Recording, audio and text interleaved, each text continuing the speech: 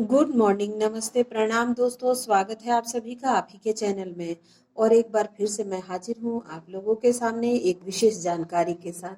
तो दोस्तों, कहा जाता है कि राजा परीक्षित के मुकुट में जब कलयुग सवार हो गया था तो उनसे उल्टा पलटा काम करवाने लगा था। और इसका प्रमाण ये है कि वो तपस्या में रत ऋषि के गले में सर्प की माला डाल दिए, क्योंकि ऋषि उनके लिए पीने के लिए जल का व्यवस्था नहीं कर रहे थे और तपस्या से नहीं उठ रहे थे। और इस प्रकार राजा को क्रोध आया और राजा परीक्षित ने उन्हें उनके गले में मरा हुआ सांप उठा के डाल दिया।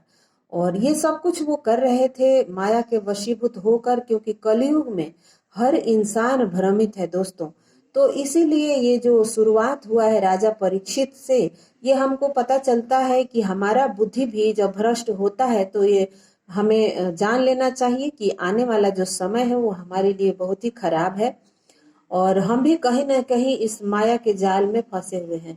तो दोस्तों, जब ऋषि के पुत्र ने देखा तो राजा को श्राप दे दिया कि तुम 7 दिन के अंदर तक्षक सर्प के डंसने से मर जाओगे। और इस तरह से राजा को जब पता चला कि अब वो 7 दिन के बाद मर जाएंगे, 7 दिन का ही समय है, तो वो इस जतन में लग गए कि मैं क्या करूं कि अपना जीवन सफल करूं।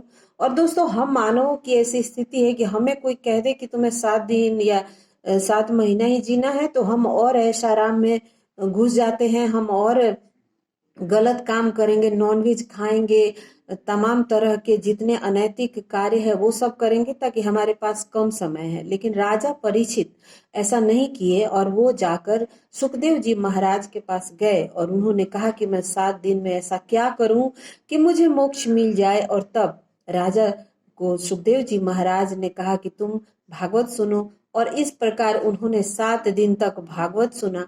और भागवत सुनने के बाद 7वें दिन में स्वर्ग से उनके लिए विमान आया और वो डायरेक्ट स्वर्ग गए।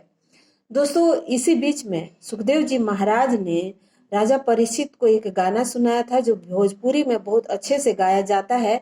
और वो गाना कुछ इस प्रकार से है।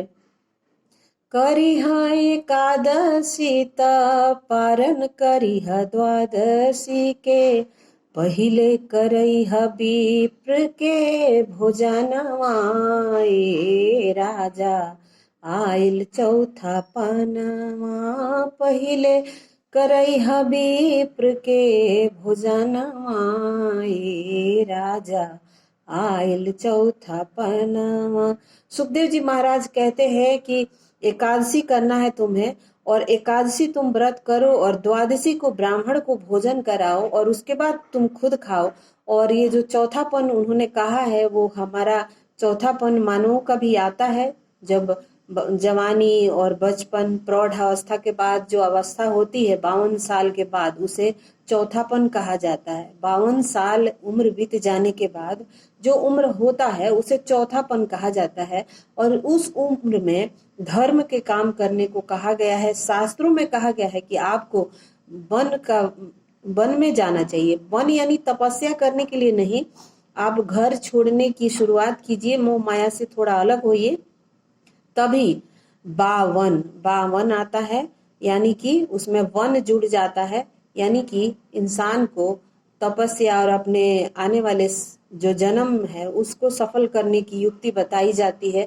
और इस प्रकार से सुखदेव जी महाराज के कहने से राजा परीक्षित ने एकादशी किया, द्वादशी को ब्राह्मण को भोजन कराया और उसके बाद दान दक्षिणा देने के बाद उन्होंने खुद भोजन किया। तो दोस्तों, एकादशी से ज्यादा महत्वपूर्ण द्वादशी को बताया जाता है। और द्वादशी में दान पुण्य ब्राह्मण का भोज बहुत आवश्यक माना जाता है। तो आज द्वादशी था और मैंने सोचा कि मैं आज आप लोगों को द्वादशी से संबंधित कुछ बातें बताऊं, और इसीलिए मैं आप लोगों के लिए वीडियो बनाई। Thank you so much for watching. Video आपको पसंद आए तो आप लाइक कर सकते हैं और चैनल को सब्सक्राइब जरूर करिए, क्योंकि आने वाले समय में मैं ऐसे ही आप लोगों के लिए बहुत सारी जानकारी भरा वीडियो लेकर आती रहूंगी और आपका ज्ञान वर्धन करती रहूंगी। Thank you so much for watching.